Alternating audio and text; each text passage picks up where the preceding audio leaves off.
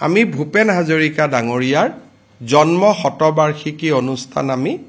আৰম্ভ কৰিম জন্ম শতবাৰ্ষিকী অনুষ্ঠানত আমি কেইটামান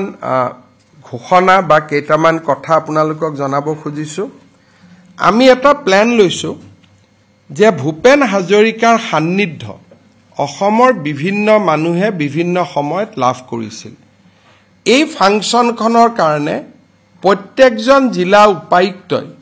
50 গৰাকীকৈ মানুহ নিজৰ জিলাৰ পৰা আনিব যি সকলে ভূপেন হাজৰিকাৰ কেতিয়াবা নহয় কেতিয়াবা জীৱনত সান্নিধ্য লাভ কৰিছিল অলপ ৰিসাৰ্চ কৰিব লাগিব লখিমপুৰত ভূপেন হাজৰিকা গৈছিল অমুকৰ ঘৰত আছিল অমুকৰ ঘৰত ভাত খাইছিল অমুকৰ পৰিয়ালৰ লৰা তেওঁলোকৰ লগত তাবলা বজাইছিল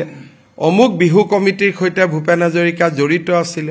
বা নাওবৈছাত আছিল নাওবৈছাত ইলেকশন খেলুতে তেওঁ অমুকৰ ঘৰত থাকি ইলেকশন খেলিছিল এই ধৰণে ভূপেন হাজৰিকাৰ জীৱনত যিমান ব্যক্তিক ভূপেন হাজৰিকাই স্পৰ্শ কৰিছিল তাৰ ভিতৰত এখন সূচী বনাব 50 জনকৈ কাৰণ বহুত মানুহ আনিব নোৱাৰি এই অনুষ্ঠানত 50 জনকৈ প্ৰত্যেকটো অঞ্চলৰ পৰা জিলাৰ পৰা প্ৰত্যেকখন জিলাৰ পৰা 50 জনকৈ তেনে ব্যক্তি আহিব ৰাজ্যৰ লগত আলাপ আলোচনা কৰি ডিসি সকলে এখন লিষ্ট বনাব আৰু ৰাজ্যৰ চৰকাৰৰ অতিথি হিচাপে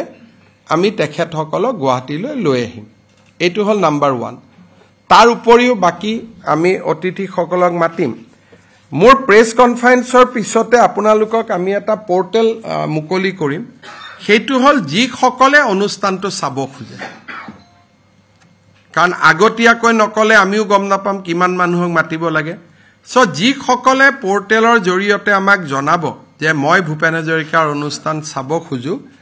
কালচাৰেল এফেয়াৰ্স ডিপাৰ্টমেন্টে তেওঁলোকৰ ঘৰলৈকে নিমন্ত্ৰণী পত্ৰ পঠিয়াই দিব যদি যিমানে কয় মই যদি দেখো 10000 কৈছে 10000ক পঠিয়াম 20000 কৈছে 20000ক পঠিয়াম গতিকে আমি বিচাৰিছো যে 20 আগষ্টলৈকে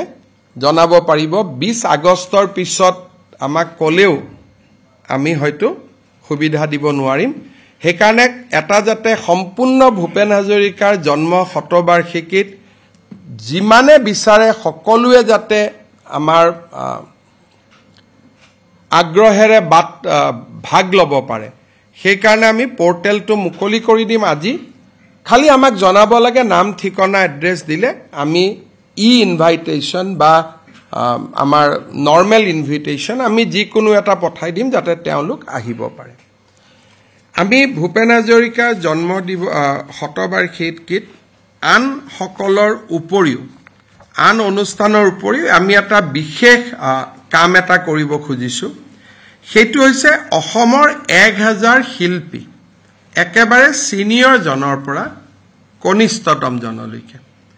1000 গৰাকী শিল্পীক আমি নিৰ্বাচিত কৰিম যি নেকি ভূপেন হাজৰিকাৰ গান 23 মিনিট সময় তাতে পৰিবেশন কৰিব প্ৰত্যেকটো গানৰ এটা এটা ষ্টেঞ্জা আমি আৰম্ভ কৰিম অসম আমাৰ ৰূপহী গুণৰো নাই শেষ তাৰ পিছত কুসুম্বৰ পুত্ৰ শ্ৰী শংকৰ গুৰুৱে ধৰিছিল নামৰে টান অগ্নিযুগৰ ফিৰিঙতি মই সাগৰ সংগমত কটনা সাতৰিলো কত জোৱানৰ মৃত্যু হল দিল হুম হুম কৰে হেহে ধুলে ডগৰে আমি অসমীয়া নহও দুখিয়া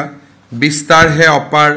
অৰুণ কিৰণ চিৰকি ভূষণ যেটো অৰুণাচলৰ বাবে লিখা আমি এক যাযাবৰ প্ৰচণ্ড ধুমুহাই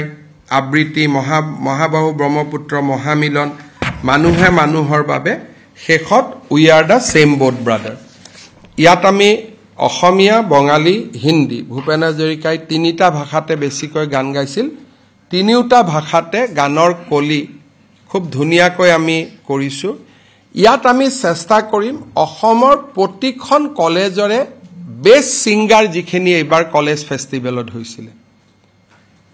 এইবাৰ কলেজ ফেষ্টিভেলত যি সকল বেষ্ট সিঙ্গাৰ হৈছিল তেওঁলোকক মাতিম আৰু আমি একেবাৰে অসমৰ জীৱিত আটাইতকৈ বয়োজ্যেষ্ঠ শিল্পী সমূহৰ পৰা কনিষ্ঠতম কলেজত জুনে যোৱাবাৰ বেষ্ট সিঙ্গাৰ হৈছে বা আমাৰ সাংস্কৃতিক মহাৰণত যি সকল প্ৰতিযোগীয়ে ভাল ৰিজাল্ট কৰিছিল আমি সকলোকে মাতি 1000 ব্যক্তিৰে সৈতে আমি এটা সুন্দৰ গানো পৰিবেশন কৰিম তাৰ লগতে ভূপেন হাজৰিকাদেৱৰ জন্ম শতবাৰ্ষিকীত অবভিয়াছলি আন যি আমি তেখেতৰ জীৱনী এখন উদ্বোধন হ'ব বা আন যি কৰিব লাগে আমি সেইখিনি কৰিম